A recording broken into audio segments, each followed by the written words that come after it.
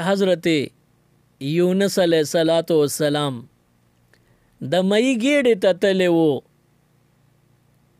د مئی په ګیډه کې دا بدن مبارک خوړین شو، آخر کې تنگ شو. نو زمونږ د قرآن پاک د آیت یو حصه یې ولوستله، لا اله الا انت سبحانک انی کنت من الظالمین. دا یې اوې په اسمانونو کې د اسمانونو دروازې وي او کړکۍ وي.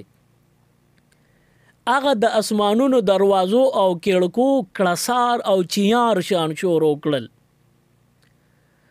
نو دا فرشتې د الله پاک نه تپوس کوي پروردګاره دا څه معامله ده؟ رب العالمین ورته فرمایي په دریاب کې یو مئی دی، د هغه په ګیډه کې یونس علیه السلام دی او یونس علیہ السلام ډیر تنگ دی، په تکلیف کې دی او ما ته آواز کوي او دا الفاظ وی لا اله الا انت سبحانک انی کنت من الظالمین.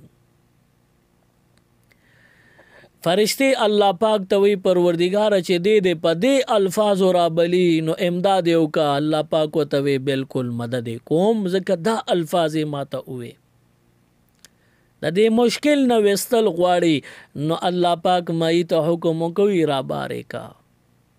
مئی یو غاړې ته شو، د دریا په غاړه قې وکړو، هغې نه یونس علیه السلام بهر خارج شو.